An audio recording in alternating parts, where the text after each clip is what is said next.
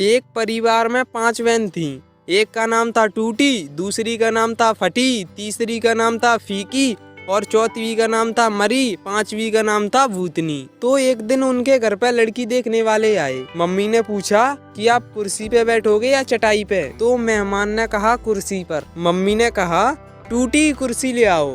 तो मेहमान नहीं नहीं नहीं, हम तो चटाई पर बैठ जाएंगे। मम्मी बोली फटी चटाई लेकर आओ। तो मेहमान बोले अरे रहने दो, हम तो जमीन पे ही बैठ जाएंगे। तो मम्मी बोली आप चाय पियोगे या दूध?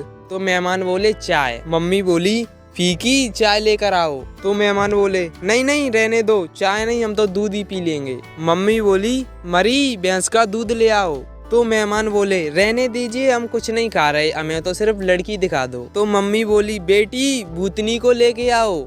मेहमान बेहोश।